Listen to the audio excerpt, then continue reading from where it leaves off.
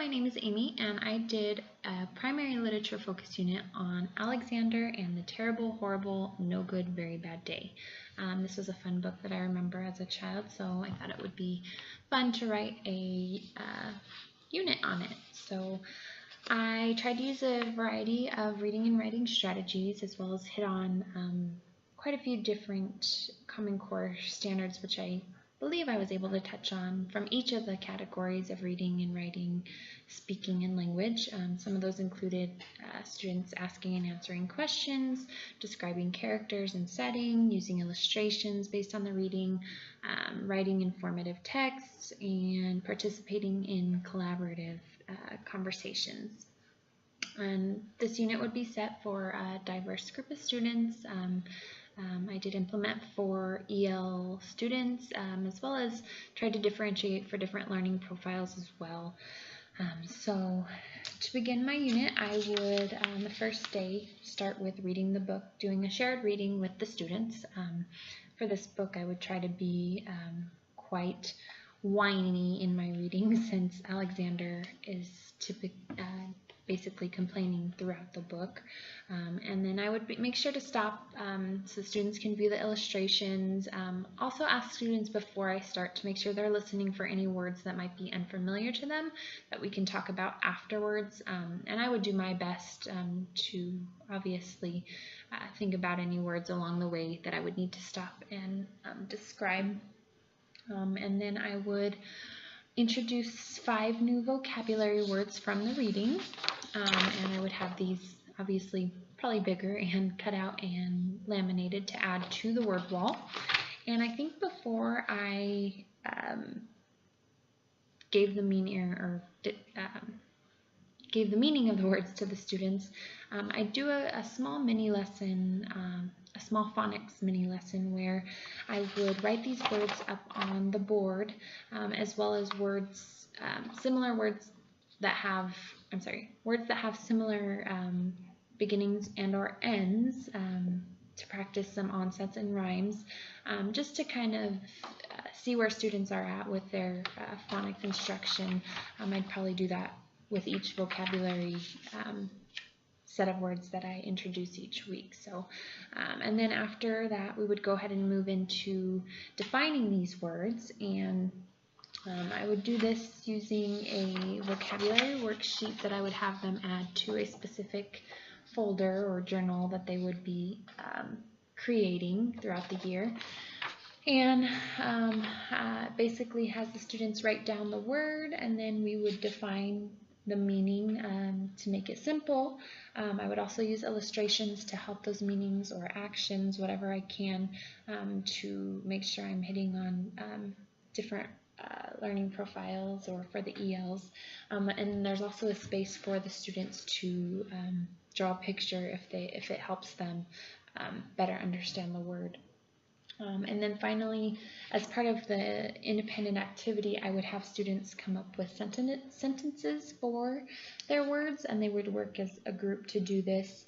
And then to help kind of motivate them to write meaningful sentences, I would tell them that I would be picking from their sentences to be on a vocabulary test or quiz that we take at the end of the week. So hopefully that would help to motivate them. So then the second day, we would again read the book and focus a little bit more on comprehension. I would probably use a little bit of choral reading in this reading. Maybe have the students read back to me the words that are said mostly throughout this book, which is, it was going to be a terrible, horrible, no good, very bad day. I'd give them a cue of when I say it was going to be, and then they would say the words back to me, and I would have those written on the board so that they, if they needed the help reading them, they could do that. So then after we got through another round of reading the book, we would move into a grand conversation where I would just pull out different questions and have some conversations and discussions with the whole class about the setting of the book, the characters of the book, what's going on with Alexander, why did he have a bad day, what are some of the situations he faced in his bad days, just to kind of pull out their comprehension of the book. And then we would move into literature circles with their groups, where I would give each group a prompt. I would have each of these cut out into just little slivers, and I would give one to each group.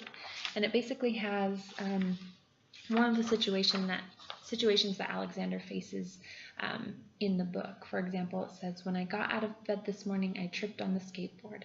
So students would discuss that situation in their group, about how that made Alexander feel, why he had a bad day because of that, and then to tie it to their personal lives, if they've ever tripped over something and it hurt them or ruined their day, just to kind of get it to connect with their personal lives.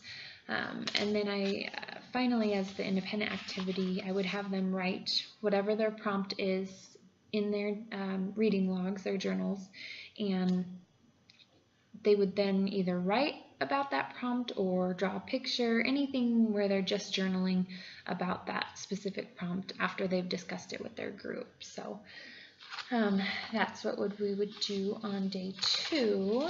And then I will also give them a time to share what they've written, what they've talked about, and so on. For day 3, instead of me doing the shared reading, I would go ahead and use literacy centers, where I would give students the option of either reading the book again independently. They could read the book with a partner, or they could use an audio version of the book, probably more so for the ELs, just to hear the book again being read to them. I would also let them know, give them a heads up of what our final writing activity would be for this book, which would be a letter that they are going to write to Alexander. And I would use this graphic organizer that I've made to help them start getting their thoughts on paper of what they want to tell Alexander. And it basically says, "Dear Alexander, I'd like to tell you," and I want them to come up with 4 different things that they'd like to tell Alexander based on their reading. And I'd give them the option and ideas if they want to write a letter of encouragement to Alexander to try to make him feel better, if they want to share a bad day that they had, or if they just want to write a general idea or letter to Alexander about his bad day, a response to him basically. So we would get started on these graphic organizers. I would model this for them, give them an example, and then have them start working on these on their own as their independent activity. I would collect those, check them for understanding, and then the following day I'd begin by reading some sample letters, either something I've written or maybe even students have written in the past, and give them ideas of what some of these letters sound like.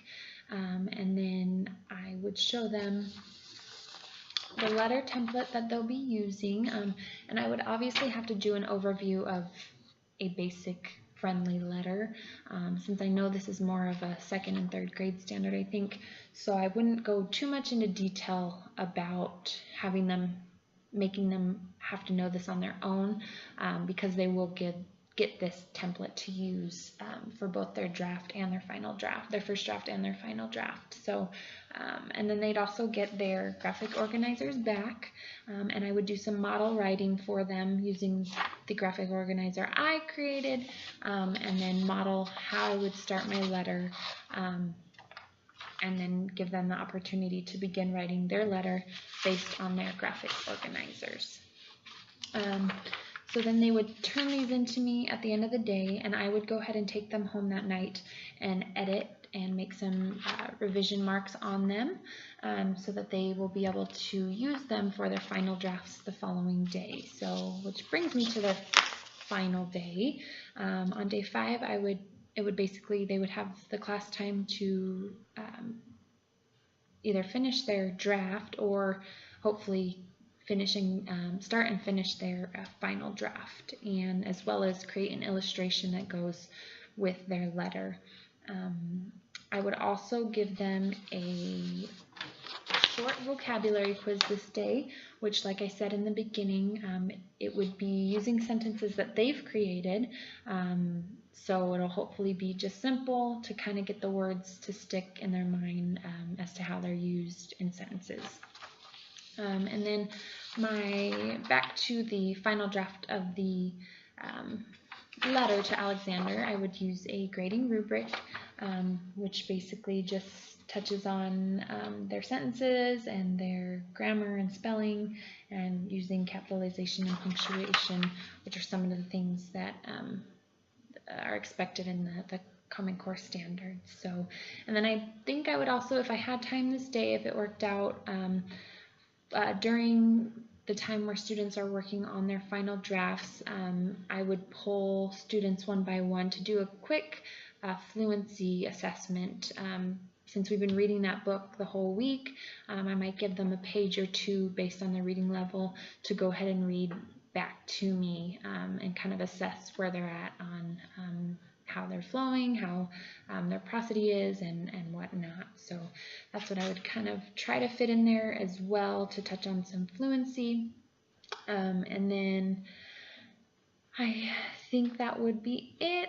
For my English language learners for the final draft, if I have some that are super struggling with their writing, I would go ahead and take their graphic organizer and I would create an even more in-depth prompt for them. So maybe a letter based on, I would start writing the letter for them based on the graphic organizer that they created, but then have some blank sections where they'll fill in just a few words, so they're not having to write the entire sentence. So depending on where they're at, if I have struggling writers, readers and writers that really need the extra help, I would go ahead and do that for their final draft. So I think that is it for my unit, and I hope you enjoyed it. Thank you.